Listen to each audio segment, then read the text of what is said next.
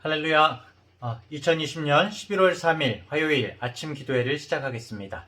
오늘 하나님의 말씀은 역대하서 3장 1절부터 17절까지의 말씀입니다. 3장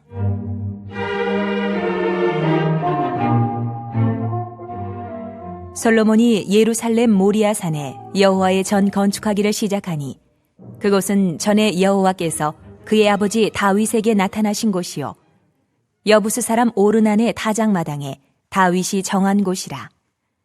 솔로몬이 왕위에 오른 지 넷째 해 둘째 달 둘째 날 건축을 시작하였더라.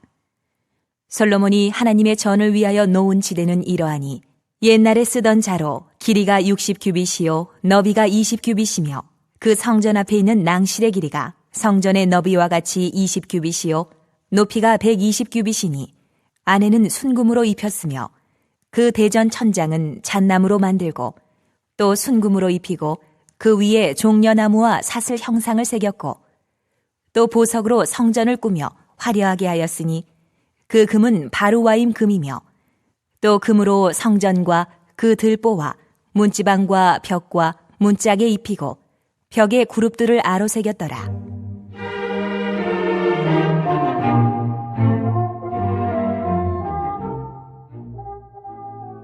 또 지성소를 지었으니 성전 넓이대로 길이가 20규빗이요 너비도 20규빗이라. 순금 600달란트로 입혔으니 못무게가 금 53개리요 다락들도 금으로 입혔더라. 지성소 안에 두 그룹의 형상을 새겨 만들어 금으로 입혔으니 두 그룹의 날개 길이가 모두 20규빗이라. 왼쪽 그룹의 한 날개는 5규빗이니 성전 벽에 닿았고 그 다른 날개도 5규빗이니 오른쪽 그룹의 날개에 닿았으며 오른쪽 그룹의 한 날개도 5규빗이니 성전 벽에 닿았고 그 다른 날개도 5규빗이니 왼쪽 그룹의 날개에 닿았으며 이 두 그룹이 편 날개가 모두 20규빗이라. 그 얼굴을 내전으로 향하여 서 있으며 청색, 자색, 홍색 실과 고운 배로 휘장문을 짓고 그 위에 그룹의 형상을 수놓았더라.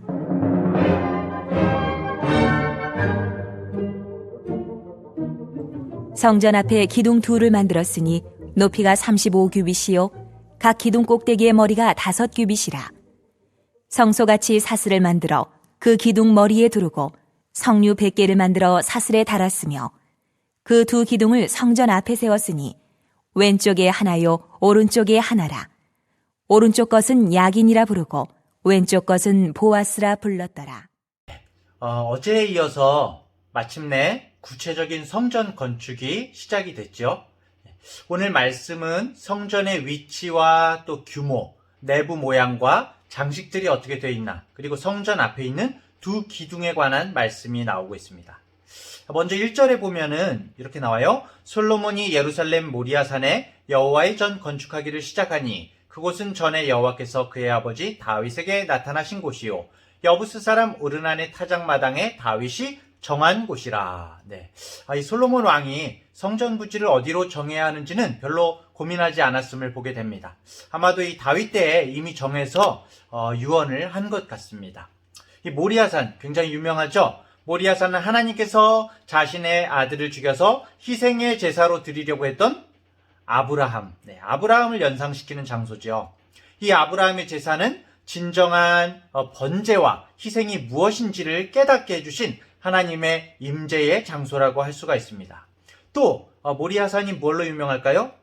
하나님의 성전이 이 희생 제사가 있을 뿐만이 아니라 하나님의 자비와 용서가 나타나는 곳이 바로 성전이기도 하거든요. 그래서 이 다윗의 인구조사에 하나님께서 노하셨었죠. 다윗 말기에 인구조사에 노하셔서 역병을 일으키셨다가 멈추신 곳, 그곳이 바로 이곳이었습니다. 모리아산이었습니다. 하나님의 자비와 용서를 경험한 이곳을 성전터로 삼게 된 것이죠. 자, 이어지는 2절에 보면은 솔로몬이 왕위에 오른 지 넷째 해 둘째 달 둘째 날 건축을 시작하였더라. 와, 이렇게 기록을 했어요. 성전 건축의 날짜를 아주 정확하게 기록을 하고 있죠. 이만큼 성전 건축이 중요하고 굉장히 의미 있는 일이다라는 것을 말하고 있는 것입니다. 사람들은 특별한 날을 기억을 합니다. 그리고 그 날을 기념하고 함께 시간을 갖기도 합니다. 우리 그리스도인들은 주일을 지키죠? 주일을 지켜서 구원받는 것은 아니죠. 구원받았기 때문에 죽음에서 3일 만에 살아나신 우리 예수 그리스도를 기억하면서 그 거룩한 날 주일을 지키는 것입니다. 금년에 우리가 코로나 때문에 그냥 온라인으로 기념하기는 했지만 우리 교회에 창립 기념일이 있죠. 우리 교회 창립일을 기억하면서 기념하는 것은 우리가 그날 기념한다고 해서 구원받는 것 그런 것이 아니라 이 세워진 교회를 통해서 하나님께서 하나님의 구원 역사를 이루어 오셨기 때문에 의미 있는 것이죠. 그런 면에서 우리 중앙대학교회는 너무나 의미 있고 아름다운 교회입니다. 우리 교회가 의미 있고 아름다운 것은 건물이 아름다운 것이 아니라 34년 전에 중앙대학교 안성 캠퍼스에 교회를 세우시고 지금까지 중앙대학교회를 통해서 아름답고 풍성한 이 하나님의 구원의 역사를 이루어 오셨기 때문에 아름다운 것이죠. 의미 있는 것이죠. 그리고 이 교회를 통해서 하나님의 구원 역사를 계속 이루어 가실 것이기 때문에 의미 있는 것입니다. 우리 교회를 위해서 기도하고 함께 마음을 모아서 예배해야 하는 이유가 바로 여기에 있는 것이죠. 우리 모든 성도님들, 우리 중앙대학교회를 계속 기억하시면서 하나님의 구원 역사를 생각하시면서 기도해 주시기 바랍니다. 8절에서 14절은 성전 내 지성소에 대한 말씀이 나오고 있습니다. 지성소의 중요한 특징은 성막에도 있었고요. 두 그룹이 있죠. 그룹. 이게 집단의 그룹이 아니라 그렇죠. 천사의 형상을 가진 두 그룹이 성전 본당의 너비에 맞춰서 날개를 쫙 펼치고 있습니다. 마치 언약궤를 품고 있는 것 같은 그런 장면을 연상시키는데요. 그리고 이 금을 입힌 이 두 황금 그룹이 이 성막에서는 예전에 성막에서는 이 말씀의 두 돌판이 들어있던 언약궤를 덮는 뚜껑 역할을 했었고, 뚜껑이라니까 좀 그렇네요. 시은소. 어쨌든 덮개의 역할을 하기도 했었습니다. 교회가 교회되는 길은 하나님께서 하나님의 은혜로 교회를 품으시고 날개로 품으신 것처럼 품으시고 말씀으로 언약궤처럼 말씀으로 교회를 붙들어 주실 때입니다. 그럴 때 교회는 하나님께서 역사 속에 세우신 교회의 본연의 소명을 감당하게 되는 것이죠. 그런 면에서 우리 중앙대학교에도 정말 하나님의 은혜를 구하면서 말씀으로 모든 성도 하나하나가 바로 세워지는 본연의 역할을 잘 감당하는 교회가 되기를 간절히 축원합니다. 자, 15절에서 17절은 성전 앞에 두 기둥, 야긴과 보아스에 대한 말씀이 나옵니다. 17절에 보면 그 두 기둥을 성전 앞에 세웠으니 왼쪽에 하나요 오른쪽에 하나라. 오른쪽 것은 야긴이라 부르고 왼쪽 것은 보아스라 불렀더라. 이렇게 나옵니다. 이 두 기둥은 성전을 건축적으로 바치려고 만든 것이 아닙니다. 그야말로 여기에 의미를 담아서 일부러 세운 거예요. 야긴은 뜻이 저가 세우리라 이고 보아스의 뜻은 그에게 능력이 있다라는 뜻입니다. 그가 누굴까요? 하나님이시죠. 교회는 주님이 세우시는 것입니다. 오직 주님의 능력과 계획하신 가운데 주님이 세우시는 것이 바로 교회죠. 우리 교회도 마찬가지입니다. 스가랴서 4장 6절에 보면 그가 내게 대답하여 이르되 여호와께서 스룹바벨에게 하신 말씀이 이러하니라. 만군의 여호와께서 말씀하시되 이는 힘으로 되지 아니하며 능력으로 되지 아니하고 오직 나의 영으로 되느니라 라고 말씀하시면서 성전 세우는 그런 힘을 스룹바벨에게 주시고 이 성전 짓는 것을 하나님께서 말씀하셨거든요. 그렇기 때문에 우리가 겸손히 주님을 의지하고 이 교회를 세워가시는 것은 하나님이시다. 이 말씀을 우리가 잘 듣고 순종해야 하는 것입니다. 주님은 그런 교회를 통해서 그런 교회를 사용하시고 하나님의 구원 역사를 이루시는 것입니다. 우리의 하나님께서 얼마나 신실하게 우리 자신과 이 중앙대학교의 역사에 오셨는지를 우리는 깊이 되물어 봐야 됩니다. 우리의 능력이 되시는 하나님, 그분에게 우리의 인생을 맡기고 온전히 우리가 교회를 섬기면서 살아왔는지를 돌아보아야 합니다. 우리의 삶 하루하루가 주님께서 정말 세워가시는 나날이었는가 하는 물음에 우리는 답해봐야 합니다. 이 거룩한 솔로몬의 성전 앞에 세워진 이 의미심장한 기둥들을 지나가면서 아마 당대의 사람들 또한 스스로에게 되묻고 다짐했을 것입니다. 코로나 때문에 교회를 걱정하시는 분들이 많이 있습니다. 하지만 교회는 하나님께서 세우고 또 능력을 주시기 때문에 우리가 코로나 따위에 교회가 무너지지 않습니다. 또 우리 스스로가 아무리 세우고 지키려고 해도 하나님의 뜻이 아니면 아닌 겁니다. 우리가 아무리 모이고 싶어도 하나님의 뜻이 아니면 모일 수가 없는 것이죠.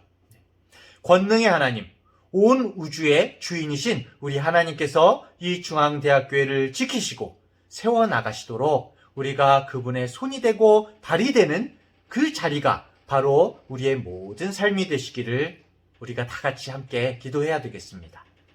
자, 다시 본문으로 돌아가서 말씀을 맺겠습니다. 이스라엘 백성이 솔로몬의 이 성전 건축에 대해서 회상하면서 이 내용을 너무나 중요하게 그리고 자세하게 다루고 있는 의미를 우리가 새겨야 됩니다.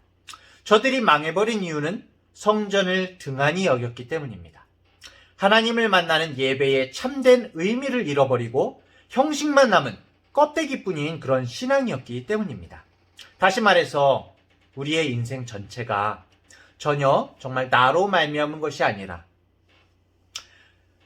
하나님이 참으시고 기다리시고 용서하셔서 정말 자신의 전부인 이삭을 바치고도 결국 다시 살려내실 하나님이라는 그 사실을 믿는 수준까지 아브라함을 이끌어 가신 하나님에 대한 우리들의 정말 좀 어렵게 말하면 전 존재적인 항복, 나를 죽여서 드리는 자기 죽음의 고백이 예배이고 그 장소가 바로 성전이라는 의미를 담고 있는 것입니다.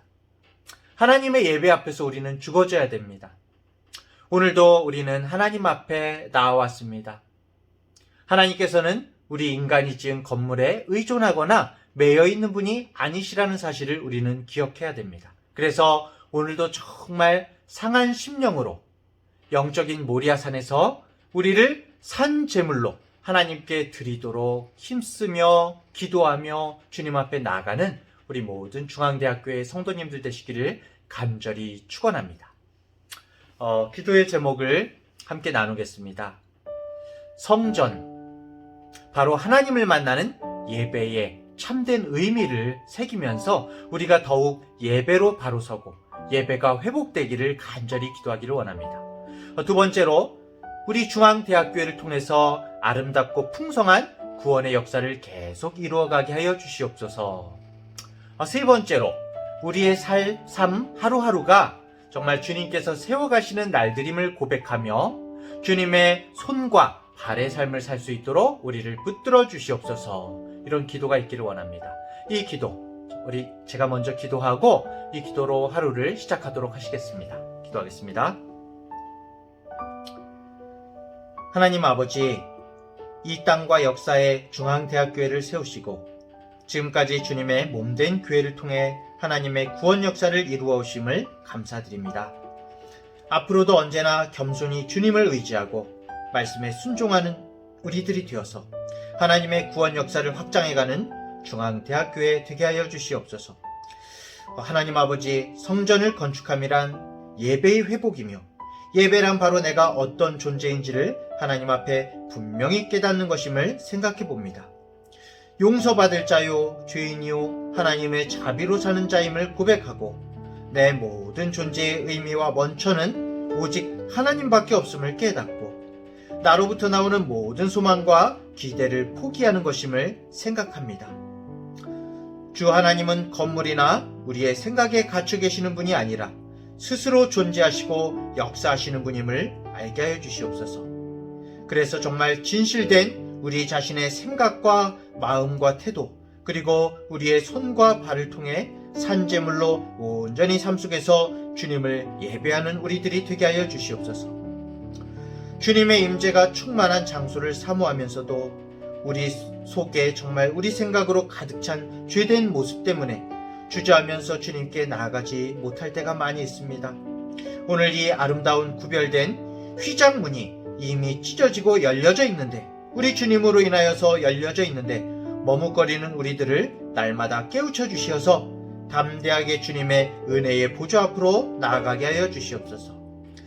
그래서 정말 올해도, 얼마 남지 않은 올해도 야긴과 보아스의 하나님이 신실하게 우리의 인생과 교회를 세워나가셨음을 다시 한번 확인하는 가운데 확신하게 되고 온전히 주님께 감사와 찬송으로 영광 돌리는, 그리고 남은 2020년을 온전히 주님 앞에서 보내는 우리들이 되게 하여 주시옵소서. 사랑이 많으신 예수님의 이름으로 기도 올립니다. 아멘.